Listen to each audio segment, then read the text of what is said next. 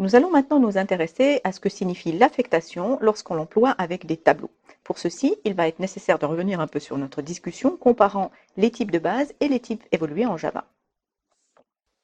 Supposons que nous ayons affaire à deux variables a et b.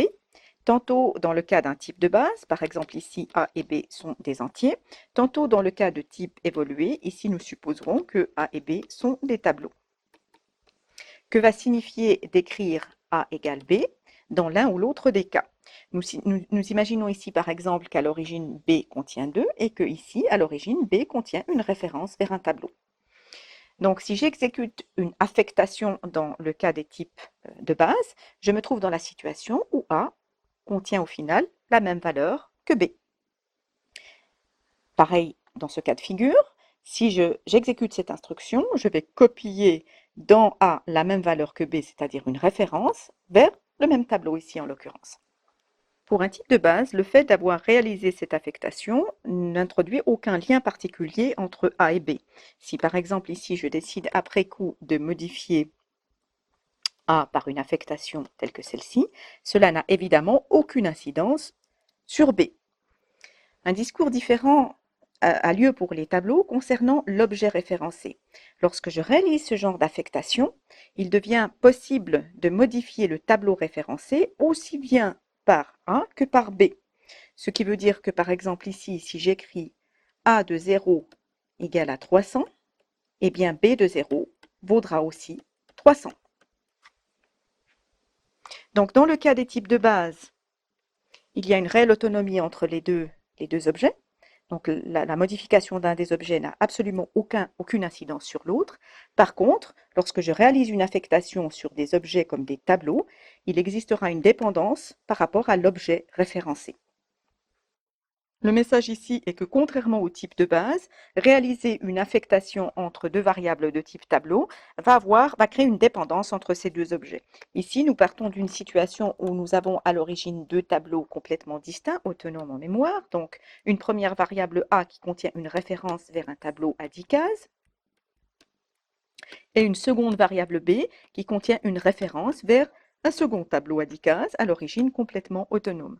Donc nous commençons par remplir le tableau A simplement au moyen d'une boucle for, en mettant dans chaque case les mêmes valeurs que les indices. Donc nous aboutissons à cette situation en mémoire. Et nous exécutons notre fameuse affectation de A dans B. Donc par l'affectation, nous allons mettre dans B la même adresse que celle contenue dans A, ce qui voudra dire que désormais B va pointer vers ce tableau. Ce lien est cassé, ces zones en mémoire ne sont plus accessibles. Et ici, si je modifie la troisième entrée du tableau via A, eh bien je vois que la même entrée du tableau accédée via B est également modifiée.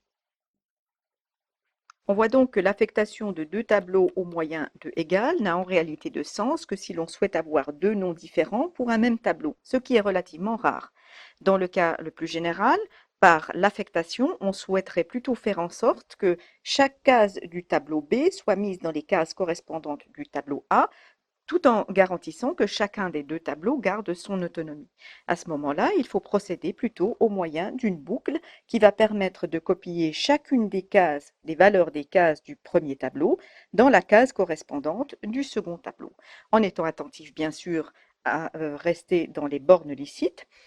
Donc si par exemple nous choisissons comme condition d'arrêt la taille du tableau A, eh bien pour que cette boucle ne provoque pas d'erreur, il va être nécessaire que la taille de B soit au moins égale à celle de A. Autrement, il faudrait formuler la condition d'arrêt de façon un peu différente. Il est maintenant aisé de comprendre que le fait que les tableaux en Java soient manipulés au travers de références a également un impact sur la sémantique de l'opérateur de comparaison égal-égal. Si A et B sont deux tableaux, le fait de les comparer au moyen de égal-égal va bien évidemment comparer des références et non pas les contenus des tableaux. Donc ici, je suis dans la situation où j'ai A qui est un tableau donc qui contient une référence vers le tableau. Pareil pour B. Donc, A égale B ne retournera true que si effectivement la même référence est contenue dans les objets A et B. Donc ils pointent vers le même emplacement en mémoire. Ce qui est évidemment le cas lorsqu'au préalable j'ai réalisé une affectation de cette nature. Donc l'opérateur égal appliqué au tableau ne teste en aucun cas l'égalité des contenus des tableaux pointés par A et B. Si l'on veut comparer les contenus, il faut, comme tout à l'heure pour l'affectation, procéder au moyen d'une itération. Donc, si l'on veut plutôt comparer le contenu de deux tableaux, il va falloir écrire un certain nombre d'instructions pour tester si c'est le cas ou pas. On peut commencer par exemple par tester si les tableaux sont de même longueur. Si ça n'est pas le cas, on est certain que les contenus ne sont pas identiques. On prend habituellement également la précaution de comparer les tableaux avec la référence particulière, le mot réservé particulier qui est nul. Nul est une valeur spéciale qui peut être affectée à un tableau et qui indique que le tableau ne référence rien du tout. On prend habituellement cette précaution aussi. Donc, si les tableaux ne référencent rien ou s'ils sont de tailles différentes, alors nous pouvons d'emblée dire que les contenus sont différents. Sinon, on peut supposer qu'éventuellement, ils ont un même contenu, mais il va falloir le tester. Et donc, pour cela, il va falloir parcourir l'intégralité du tableau et tester case à case si les deux contenus sont identiques. Si l'on sort de la boucle en raison de la première condition, ceci veut dire que on a parcouru l'intégralité du tableau et que la condition était toujours vérifiée case à case, et donc on peut affirmer que les contenus sont identiques. Sinon, eh bien, nous sommes dans la situation où les contenus sont différents. Pour terminer cette présentation des tableaux de taille fixe en Java, voici quelques petits exemples de manipulations routinières classiques, comme par exemple l'affichage du contenu d'un tableau ou la saisie du contenu d'un tableau. On suppose ici que l'on a au préalable déclaré une variable tab qui peut contenir un certain nombre de valeurs de type double.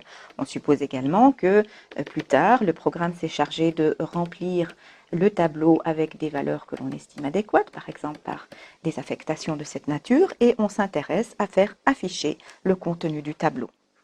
Il faut pour cela avoir recours à des itérations, des boucles for, qui vont permettre d'itérer sur l'ensemble des valeurs du tableau pour les afficher une à une. Le type de boucle for à choisir, on a vu qu'il en existait deux, va dépendre en fait de la situation. Est-ce qu'on a besoin d'expliciter les indices ou pas? Alors dans le cas où il n'est pas nécessaire d'expliciter l'indice, on peut recourir à une boucle for de type itération sur un ensemble de valeurs. Nous avons vu que pour ce type de boucle for, il faut déclarer une variable du même type que les éléments du tableau. Cette variable va prendre tour à tour les différents éléments du tableau et on va pouvoir les afficher par cette simple tournure-là. Si l'on a besoin par contre d'expliciter les indices, alors on va avoir recours à une boucle for classique où à ce moment-là, il faut déclarer un indice qui va varier de 0 jusqu'à la longueur du tableau. Nous avons vu que la longueur du tableau s'exprime par cette notation particulière. Sachant que les indices du tableau progressent entre 0 et taille moins 1, il faudra prendre la précaution de s'arrêter juste avant la longueur du tableau. Et bien sûr, il faut faire progresser l'indice au fur et à mesure que l'on avance dans le tableau. Donc à ce moment-là, on peut faire afficher aussi bien l'indice, puisqu'il est explicite, que la valeur qui lui correspond. Second exemple, celui de la saisie des éléments du tableau par une interaction clavier. Nous avons vu que la boucle for de type itération sur un ensemble de valeurs ne permet pas de modifier le contenu du tableau et donc à ce moment-là, nous n'avons pas le choix. Il est absolument indispensable d'expliciter les indices en Java. Donc nous aurons recours ici à une boucle for classique, itérant comme tout à l'heure de 0 jusqu'à la longueur du tableau en s'arrêtant un indice juste avant pour éviter le débordement. Et à ce moment-là, nous pouvons saisir chaque valeur du tableau séparément par une saisie clavier classique comme nous avons déjà eu l'occasion de les pratiquer précédemment.